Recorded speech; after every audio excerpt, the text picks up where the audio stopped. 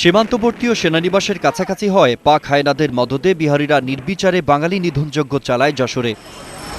৭১-এর ৪ April তখনকার Jinnah road, বর্তমানে আরবিকে রোডের পূর্ব পাশে ৭২ জনকে লাইন ধরে গুলি করা হয়।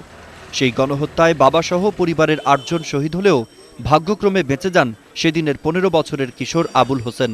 নট বেঙ্গলি বলে ধরে নিয়ে আসে এখানে। এক এক করে আমি বেরিয়ে আসলাম, আসার পরে আমারও ধরলো। তারপরে আমার খান্ডা চারদিক থেকে এসে গুলি করা আরম্ভ করল।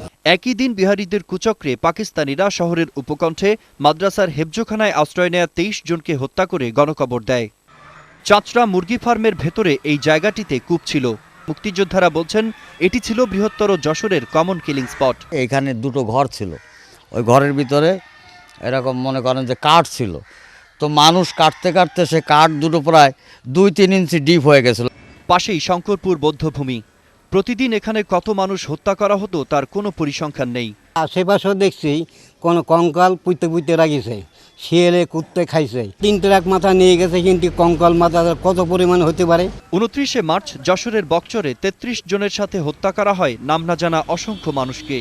রাজাকার পৃষ্ঠপোষক পাক সেনাদের দোসর সৈয়দ শামসুর রহমান, মেহের জল্লাদ, রুহুল কুদ্দুস, আফসার জল্লাদ, কায়েম আলী, খালেক মোড়ল ও ইব্রাহিমরা রচনা করে অসংখ্য বৌদ্ধভূমি, গণকবর।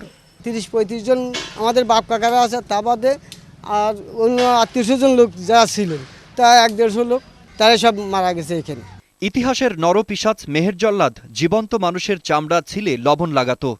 রাতের আধারে মনিরামপুরের পাতন গ্রামের ঘৃণিত এই রাজাকারের বাড়িতে বৈশাখীর উপস্থিতি টের পেলে পালিয়ে যায় সে। রাজাকার ছিল, তৎকালীন পাকিস্তান সরকারের পক্ষে তারা কাজ করেছে। উনি কি ছিলেন যুদ্ধের সময়?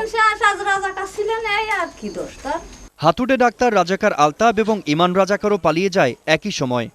চূড়ান্ত বিজয়ের ঠিক ১০ দিন আগে অর্থাৎ ৬ ডিসেম্বর প্রথম শত্রুমুক্ত হয় যশোর। তবে পাক হায়নারা ক্ষতবিক্ষত করে যায় সীমান্তবর্তী এই জেলাটিকে। সেই সব ভয়াবহ ক্ষত নিয়ে যশোরে কালের সাক্ষী হয়ে আছে শঙ্করপুর, চাঁচড়া বৌদ্ধভূমি, চাঁচড়া রেল স্টেশন মাদ্রাসা, বকচর এবং বিরামপুর বৌদ্ধভূমি। চিনেটলা, দায়রাপাড়া, ঝুমঝুমপুর এবং বারান্দিপাড়ায় মুক্তিযোদ্ধা ও নিরীহ মানুষের সাথে আজও ডুকরে কাঁদে কোতোয়ালি থানার গণকবরে শায়িত পুলিশ সদস্যরা। মুক্তিযোদ্ধা ও বিশ্লেষকদের মতে অবাঙালি অধ্যুষিত হয় যশোরের এই সব এলাকায় নারকীয় তাণ্ডব, হত্যাযজ্ঞ হয়েছে সবচেয়ে বেশি। ঝিনাইদহ, মাগুরা এবং নড়াইল নিয়ে বৃহত্তর যশোর। মুক্তিকামী মানুষের সাথে এই এলাকায় যেসব যুদ্ধ হয়েছে সেগুলোর মধ্যে উল্লেখযোগ্য বেনাপোল ও বয়রার যুদ্ধ, কাশীপুর, বর্ণী বিওপি, গৌরপাড়া ও গরিবপুরের যুদ্ধ। এছাড়া ঝিনাইদহের যুদ্ধ, মান্দারতলা ও দুলালমন্দিয়ার যুদ্ধ অন্যতম। ২০ ও ২১ নভেম্বর সেনানিবাস থেকে ২০ কিলোমিটার পশ্চিমে জগন্নাথপুর, বর্তমানে মুক্তিনগরে সবচেয়ে বড় যুদ্ধ হয়। এই যুদ্ধের পর মনোবল হারিয়ে পাক সেনারা বিনা যুদ্ধে সেনানিবাস ছেড়ে যায়। মিঠুন মোস্তাফিজ, বৈশাখী নিউজ, যশোর।